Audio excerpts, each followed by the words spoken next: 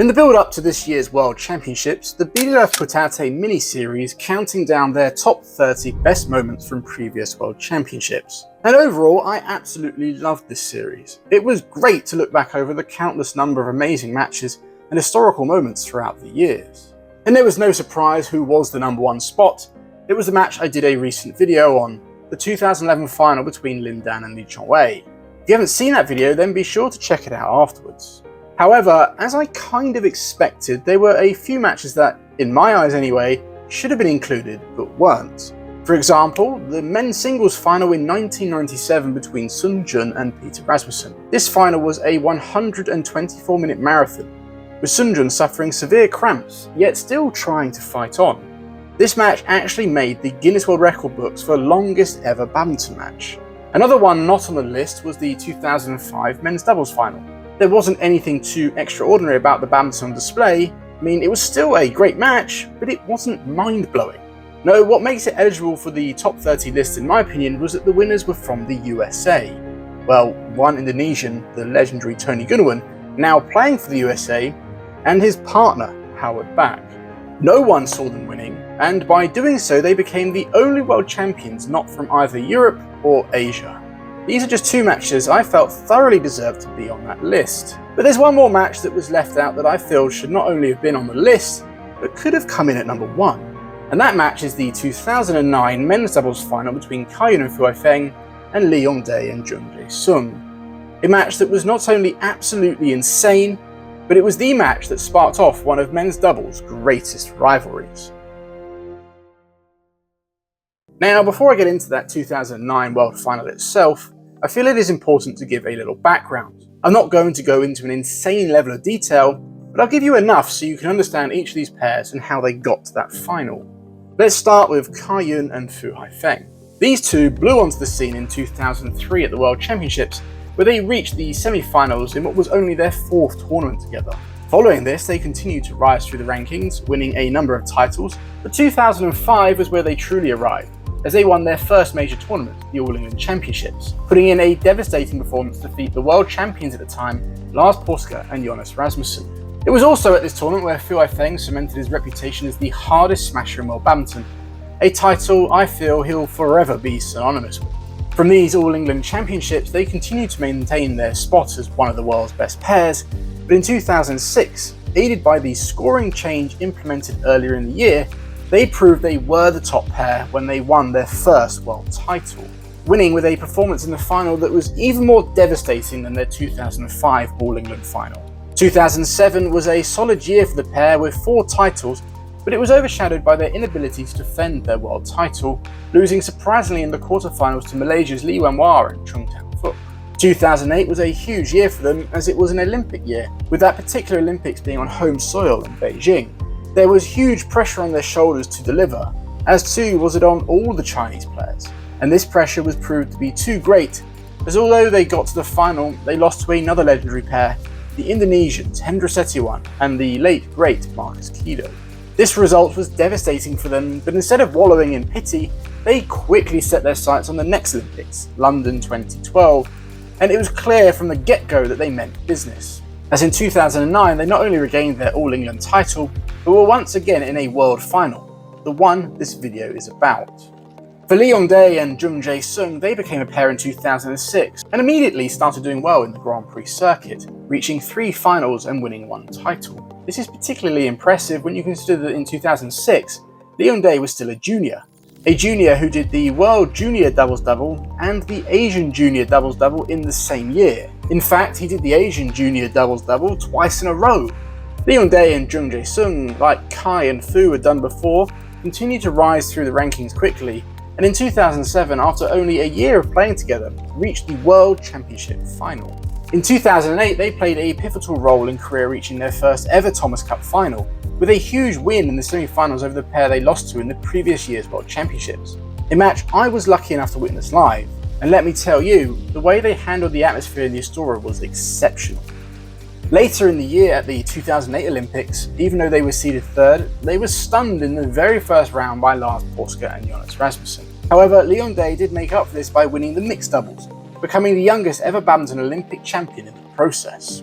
Following those Olympics, there was a minor speed bump for the pair, and that was Jung Jae-sung's mandatory military service. And at the 2009 World Championships not long later, for a second consecutive time, they made the finals.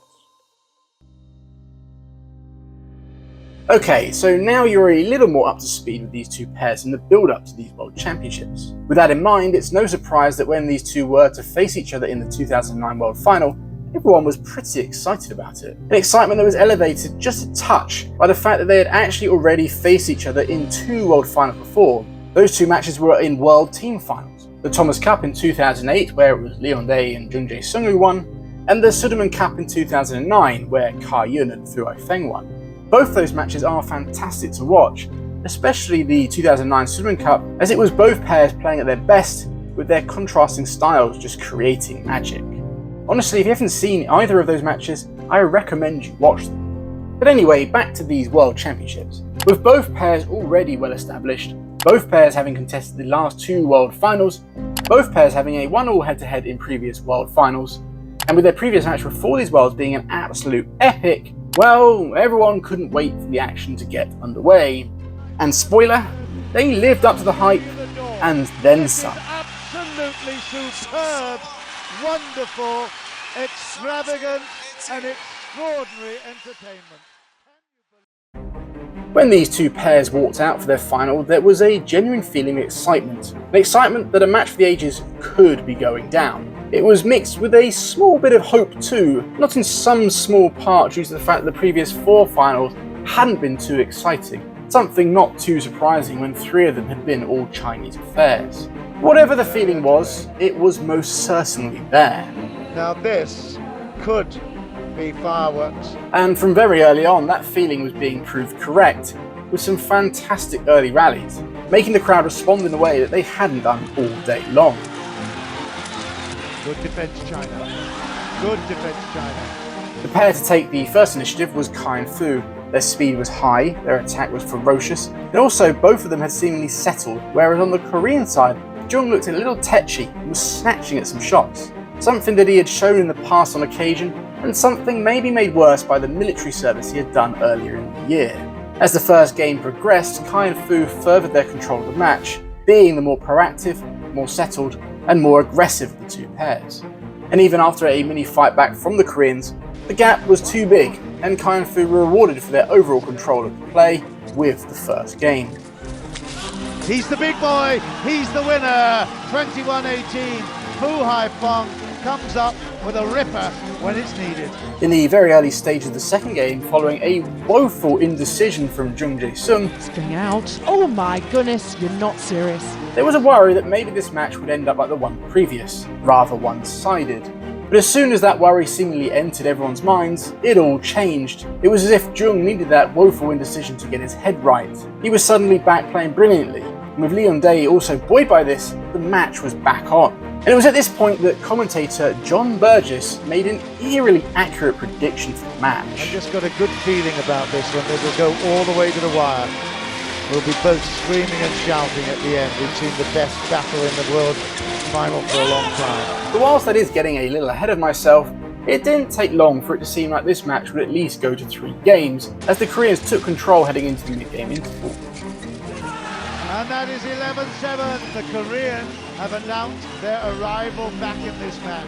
And following that mid-game interval, the Koreans never gave up that control, attacking far more in the second game, and with being helped somewhat by Kai and Fu going off the boil, they took the second game. Still, game points and it's done now. 1-1 in games. We will fight to the death. What is so often the case in matches like this, where each side has had clear control over one game each, more often than not it leads to a very close decider. And this match felt like it was really gearing towards that, because even though each pair had overall controlled one game each, there were still plenty of amazing rallies. It's a testament to the level of both these pairs that even when they aren't firing all cylinders, they can still produce rallies like this.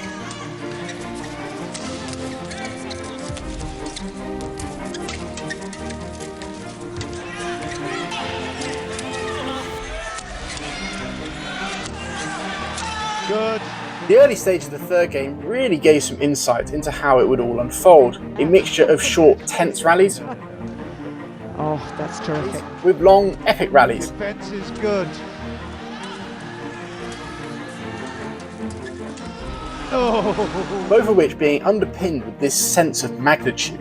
With each passing point, the sense that this match was going to go to the wire became stronger and stronger. Neither pair could get real control, both pairs going point for point. Both pairs were exchanging some truly fantastic rallies. The only way I can highlight this is by saying that trying to pick out rallies to use for this video was very difficult because there were just so many good ones to choose from. With each passing rally, the atmosphere in the venue was growing, and when the first match point was saved, it reached fever pitch.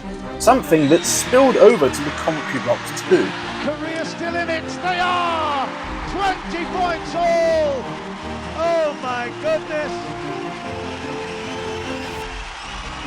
My little dream angel asking for a fantastic final here in the World Championship has delivered everything I asked for. And once this deciding game went into extra points, it didn't go up one level. No, it didn't even go up two.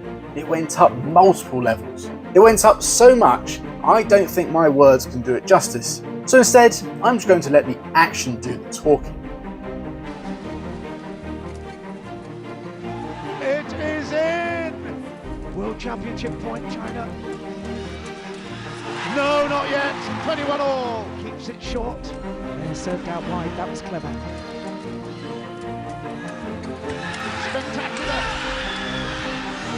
It's short. Ho-ho! And Jung points to the Yong delivers, but it's not there yet. It's 22. What a rally. What a rally.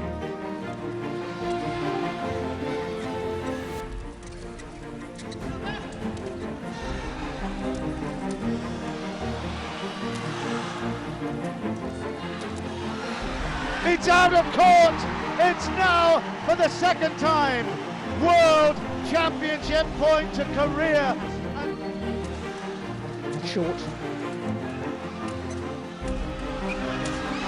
Not yet. It's 23 all. Oh, it's a brilliant service. You absolute beauty. Point for the third time. China. And it's in! Oh no! What a shot! But what a way to finish. Oh! Service fault. Oh, championship point, China. It's out! How many times can I actually say this is the best World Championship match that I've witnessed tonight on the step of the podium? Not yet though. I've lost count, Jill. Is that the 5th or the 6th World Championship point for China? 5th, I think. This will be the 5th. Beautiful drop.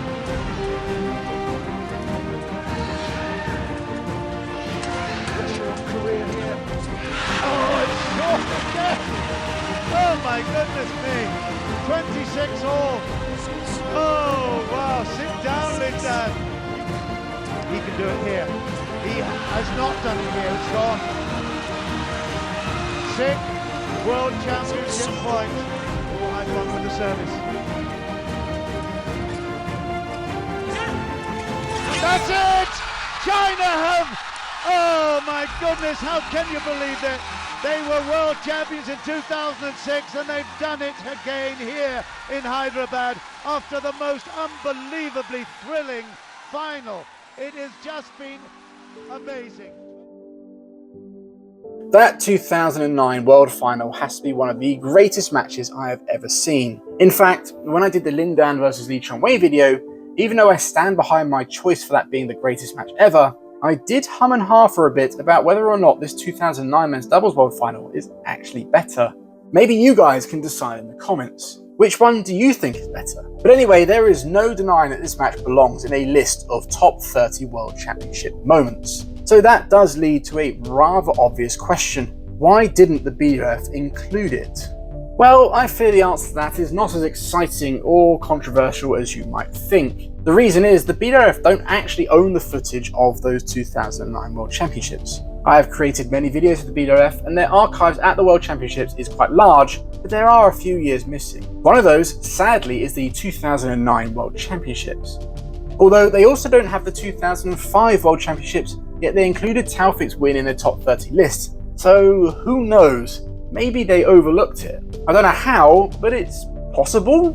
Regardless, if you know of this match, then you already know it is one of the greatest matches ever, let alone one of the greatest World Championship matches ever. And if you are hearing about this match for the first time in this video, then I also hope that you would now hold it in the same regard. What I want to end this video with is why I feel this match is so great. Firstly, of course, the badminton was off the charts good. Secondly, the ending was crazy close and dramatic. But my third reason you might not guess, and that is that similarly to the Lin Dan Lee Chongwei match in 2011, these two pairs were, at the time, starting to develop a real rivalry. The 2009 Sudirman Cup may have laid the groundwork for an excitement behind this particular World Final, but this 2009 World Final was the match that cemented their rivalry forevermore and made sure that every match that these two pairs played against each other from then on would be hotly anticipated. I feel that is reason enough to call this match one of the greatest ever. Guys, that's the end of yet another video. I hope that you've enjoyed watching it as much as I enjoyed making it. Rewatching that 2009 final was absolutely amazing. If you haven't watched it and are interested, then don't worry, I've left a link to the match in the description below. And also, if you want to check out BWF's top 30 World Championship moments, then I've also left a link to that in my description as well. Yes, they missed out some matches that personally I would have included, but it's still a fantastic watch and I'd highly recommend that you do so too. Please don't forget to subscribe to the channel if you like what I'm doing and you want to see more. And while you wait for another upload, why don't you check out 2 more of my other videos that are just here. Thanks again everyone, I'm Ben Beckman. I'll see you next time.